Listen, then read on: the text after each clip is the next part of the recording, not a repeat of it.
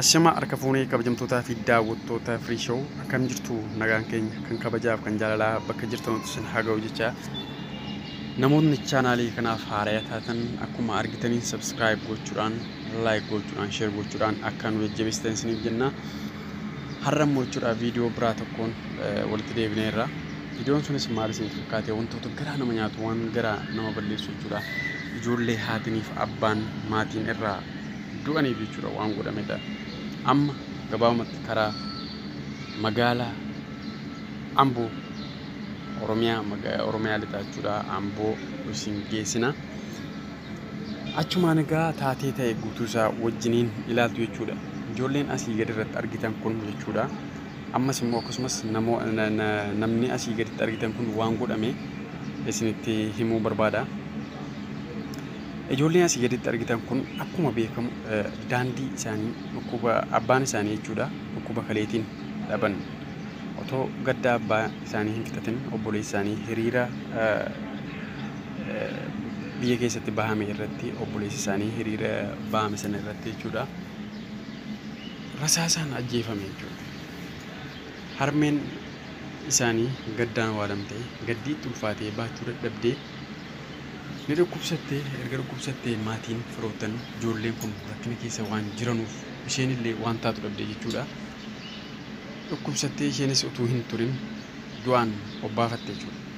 Ijoolleen bakkee onaatti hafan itti dukkanaa'ee itti akka waan aduun itti dhiite jechuudha. Ijoollee kanatti dukkanaa'ee fuullitti wantumti godhan itti wallaalee itti dukkanaa'ee akka ta'an wallaalanii waan godhan wallaalanii akka ta'an wallaalan abbaan du'an haati du'an obboleessi karaa irratti mootummaa nama nyaataa kanaan ajjeefame jechuudha. Seenaan isaanii miidiyaa hawaasummaa irratti maxxanfamnaan Oromoon biyya keessaa fi biyya alaarraa itti birmatee jechuudha. Wanta goonee ijoollee kana jiraachisuu qabna jechuudhaan yeroo gabaabaatti jechuudha qarshii miliyoona tokko ol walitti qabamee fi kana gidduudhaan nam tokko jechuudha tola ooltummaadhaan jechuudha nam tokko qarshii miliyoona tokko ol kan walitti qabame kana jechuudha kan ijoollee kana gargaaruuf walitti qabame ijoollee kanaaf barnootaa fi wantoota tokkoof haa ta'u jechuudhaan namni kun jechuudha ijoollee kanaaf birriin kun walitti qabame kun akkuma jiruun ijoollee kanaaf wantoota barnootaaf ta'an tokkoon haa ta'u jechuudha namni kun kophaa isaatti jechuudha birrii guddaadhaan Oromummaan itti dhagaamnaan jechuudha. Obbolummaan Oromummaan namummaan itti dhagaamnaan jechuudha. Ofii isaatii jechuudha waan danda'u danda'e waan godhu godhe jechuudha. An wanta kan nan danda'a mana jireenya isaanii nan danda'a jechuudha. Obsaa bultoo diidhaa namni jedhamu jechuudha. Qarshii walitti qabame kun barnootaaf dhimma jireenya isaanii kan biraaf haa ta'u ani baasii mataa kootiin manan ijaaraaf jedhe jechuudha waadaa seena. Maal jechuudha asirratti Oromummaan maal akka ta'e namummaan maal akka ta'e qarshiin maal akka taate osoo hin ilaalin jechuudha. Oromummaaf namummaaf obbolummaaf jecha jechuudha. Namni kun baasii ofiitiin baasii maqaa ofiitiin jechuudha. Baasii mataa ofiitiin akkasumas maqaa ofiitiin baasii mataa ofiitiin ijoollee kanaaf qarshii walitti qabame kana dhiisee jechuudha. Akkuma jirutti kaa'ee ani baasii mataa kootiin mana ijaaraaf jedhee waadaa seenee akkuma waadaa seenetti mana ijaaruuf jalqabe. Manni asii gaditti argitan kun akkuma ijaaramu ijaarsisaas kan ijoolleen itti kennamtee waa hundaan agarsiifame jechuudha. Kottaa manni kun keessanii maqaa jiraatiin yeroo gabaabaatti jechuudha mana akkasii miidhagu kana ijaaree fi xumure. Ayyaantuu sirnaa fi obboloonni ishee daandii gubbaarraa ka'anii warra mana miidhagaa qabu ta'anii hafan jechuudha.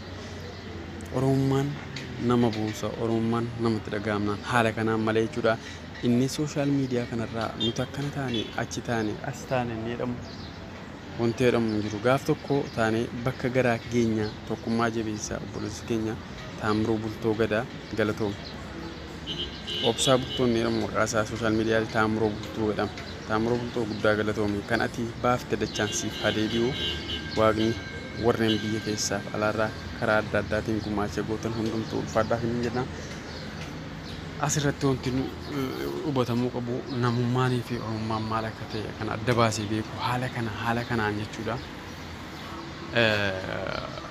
Lammii isaatiif dhiiga jechuudha. lammiif jedhamee birriin sassaabamee guuramee bada gara tokkoon kaabinoonni gara tokkoon mootummaan gara tokkoon abbaan garaa jechuudha guutummaan guutuutti warra birrii nyaatu garuu immoo namni dhuunfaan yeroo waan akkanaa godhe jechuudha nama boonsu baay'ee namatti tola jechuudha. Kanaaf namoonni hundinuu akka wanta kanarraa barnoota fudhatan obbo Obsaa Bultoo Gadaa obbo Obsaa Bultoo hedduu galatoom isin jenna fayyaa ta'e isin jenna bakka kun bahemmoo jechuudha dachaadhaan siif habuu hojiin akkanaa immoo abbaa qabeenyaa Oromoo kan ta'an guutummaan guutuutti barachuu qaba seeduu dhaamsa kana dabarsuun barbaada. Maaliif namoonni bakka kanaatti rakkatanii bakka kanaatti kufanii ijoolleen maatiin irraa dhuman ijoolleen abbaan haatii ilmoon hiriyyaan ollaanuu kan irraa dhume jechuudha baay'ee waan jiranuuf namoonni akkanaa qabeenya qabaataa jechuudha. Namoonni ijoollee Oromoo uummata Oromoo kanatti jabaattan qabeenyi keessan bor fixeensa ta'e bada isin duraa bada qabeenyi fixeensa. Kanaaf akka nama bira dhaabbattan isin jechuun barbaada. Oromummaan namummaan isinitti dhaga'amuu qaba. Namoota karaa irratti kufan namoota karaa gubbaa irratti kufan hundumtuu jechuudha akka ka'anii yeroo gabaabaa keessatti jechuudha waan guddaa bakka guddaa tokko waanu barsiisuu qabdu. Akkasumas manas yoo dhaban manas ijaarsuu fi qabdu. Mana ijaarame kana keessatti wal horanii borgalata isiniif galchuu.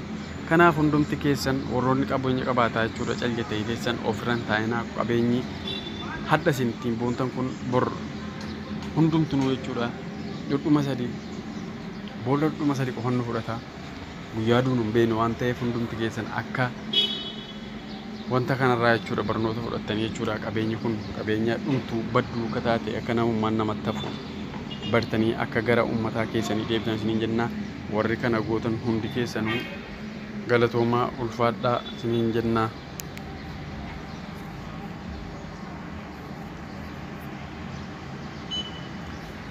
Fayyaataa ulfaadhaa isiniin jenna.